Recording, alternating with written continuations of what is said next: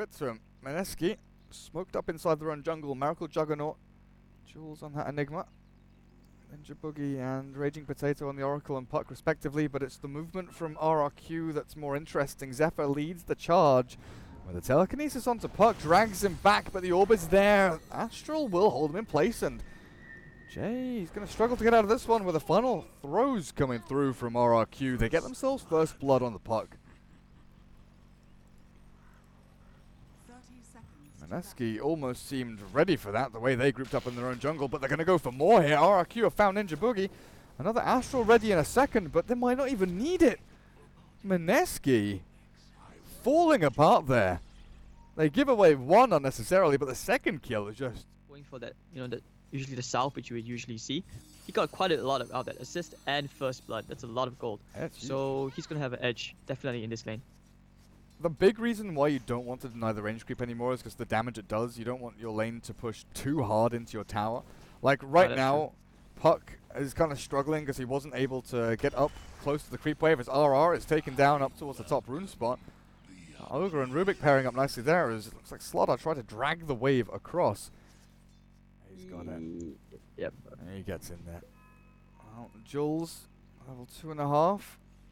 Not too bad. Does need to keep this one going, but coming in from the back, ADTR looking for this Puck, and with Orb ready, Raging Potato should be okay to escape. Won't really die here, but it's the Orb of Venom, and soon to be the brown boots on this ADTR Ogre as Slaughter's killed off on top lane. As and watch the aggression mid. There's even more up on top. And this is Mineski giving away a lot of kills unnecessarily in the laning stage. Like sure enough, we looked at their draft and we kind of knew before the draft began how these two teams pair. You can't jungle. You can't. It's not easy to gank, especially on an OD where the Rubik and Ogre can just easily come in. I mean, what do? You have to look to Julz and you have to look to Meracle to try and create space. First mistake from the OD. Double damage. Gets caught by the DD Puck. Three wards kind of aimed around the Radiant side of the map. In jungle, near that ancient stack like you were mentioning, and also one towards the mid lane as Puck closed in on here with the Iron Shell and no orb available. ADTR will find Koala a kill. Very nice. And alright, so Potato, pretty much any progress he made has to take a step back. And now Yabyooo will definitely appreciate this free time he has in the middle lane so that he can build into the Veil of Discord, which I presume will be coming out since he did go for the double nulls. But top lane, Lifestealer getting the kill onto RR. Good stuff. Lifestealer and Rubik. I mean, I saw got that escape mechanism ready. Actually orbs up towards the top rune spot. Oh, they get the stun. Stunned down by the Fire Blast, and now it looks like dead. Jay is dead, and the Dream Coil, well, phase shift there, dodge that attack, but still taken down as they come in again. Yabyooo held in place a little bit, but the wall comes through. RR's in the middle of three of them, and he drops as well. Mineski. This is not how they planned things to go. RR.QEON are having to go, but if he does feel he needs to catch up in terms of farm, they'll go for the Battle Fury, and yeah, you're right, the wraparound on mid. There's the stun in onto OD, the TP's coming through, but the Black Hole's ready, catches the Darkseer around the OD as well, Raging Potato in the middle of things as well with the Dream Coil and the Orb! The damage isn't done just yet, those OD astrals himself up, and the turnaround is here, the wall is dropped and Lifestealer TP'd himself in, OD crushed up, finally dies, but RR will lose his life. In exchange, this is a 2-for-1 so far. Meracle, Raging Potato, they've come in! Somehow they appear out of thin air! Pulling rabbits out of hat here, Meracle turns back onto the Ogre, kills off one, and Kel'Thuzad with Xepher. The two remaining heroes here for RR.QEON, chasing down Meracle, the spin from Rubik, the orb across, but Puck is dead! Solo kill by Xepher! What on earth did we just witness? People cast every single spell towards the mid lane, and in the end, it's a 3-for-3. Like I said, pressure on the bottom tower, which is almost down. And they have a lot of vision in the enemy jungle. This is RR.QEON playing very, very aggressive. Enigma. Julz just gets shredded there as RR.QEON, they find RR dead. And Slaughter will give himself across to the Xepher Rubik. And we're speaking about Slaughter's Blink Dagger. Like, he's on 1666. He's not 1600. RR.QEON getting closed in on here though as ADTR wants that tier 1. He's not going to get it though as the deny comes through from the Oracle, but the wall is dropped. Koala might have given away his own life here. Oh man, they wanted to try and save the Ogre and turn that fight on its head. Mski came and forced though, and this is where the pressure comes in middle. No idea. If you look at Xepher, He was actually all the way behind enemy lines, and he was just waiting for the chance to steal Black Hole. Oh, top lane, the crush! He's got phase shift level 2, but it's not going to be good enough. I thought maybe there'd be some sick play there from the Rubik. I was just watching and waiting, but Rubik's dominating streak going to the Slaughter. One hero behind him is ADTR. Even with Aegis on OD, got to be a little bit careful with how things are going, because the Blink Crush comes through. Slardar.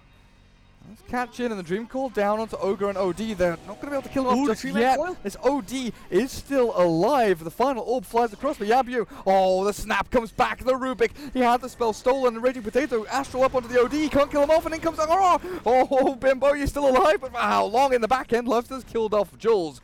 And Puck will stay alive thanks to the false promise, but go for the full support and not go for the Blink Dagger. But Koala on the hunt here, back onto Julz, and Lifesteal's ready with the open wounds. This should be a simple takedown onto the Enigma. In the meantime, Raging Potato and RR, they were waiting in the wings, but there's no real 5 minutes that really determines this game. If Mineski can win the next couple of fights, that's where they say, okay, stamp our name on this map, but it's RRQ that's going to find Julz, and then they go with the telekinesis, and Enigma just zapped down into oblivion. The retreat from Mineski. Now that might give them the opportunity to shove the Enigma in here. In fact, he doesn't have a mobility item of his own. The Blink in there from the Puck, just trying to whittle away at Kel'Thuzad's Lifestealer, but there's the crush. RR just holding this one out. Keep your tier 3 alive for as long as you possibly can. Scepter up onto OD. Lifestealer goes and infests the creep to get that HP back, but the tower's finally dropped here. And only Slash, hello, Miracle from the side. Clears up one, the crush comes back in again, the initiation's perfect here. And in comes Raging Potato, the back wall, perfect. For the Dream Core, Black Hole, even more perfect. This is Mineski, this is the team fight they wanted, and this is RRQ potentially crumbling under the pressure. They held out for so long, and Xepher, your Rubik play's been spectacular. But a full 5-man wipe for a tier 3 tower is just not worth it. Jump in, but Doxir has already retreated himself out with the Blink Dagger. The TP's come through. Roshan, I don't know if he's dead just yet, but the telekinesis onto Meracle is going to catch him now. The Blade Fury is available with the Omni Slash as well. The vacuum back in the wall's not going to be good enough. And OD, he Astrals up one on the back end. This is RRQ now having to turn and face and fight as RR forces away with the False Promise down as well. In the meantime, in the back end, is Kel'Thuzad playing up against the Puck. A 1v1 there.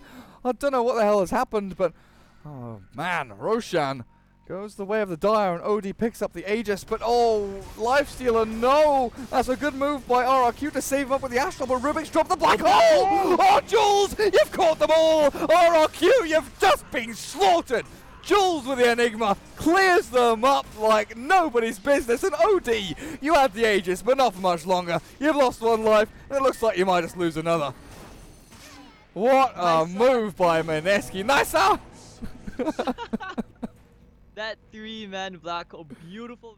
That ward doesn't really give them good vision. And now they're going to try for the smoke. This could be really big for Mineski, but both teams looks like they're going to walk into each other around that Roche pit. This is really big. Oh, Julz, he's holding on to it. He knows where to go. He throws the Midnight Pulse, but they've lost one already. Lifestealer, where are you going, buddy? You're trying to battle up against Meracle. That's not going to work. He's got a Butterfly. Almost toggles himself through, but RR is on the retreat out, and Yabyooo, oh man, spun down into oblivion. The Black Hole will catch a couple. It's not a massive deal. The Hex will be the bigger thing here. Back from Raging Potato into the Rubik, who's managed to steal himself a Black Hole. If he can just stay alive, the Yulsep is there. No. They will not let him escape with a Black Hole, so he uses it on Meracle instead. But this is the last legs of the Dire team, and GG is called. They called it. They called it. What a game. What a game. This was definitely amazing. Julz, I mean, would you correct me if I'm wrong, but to me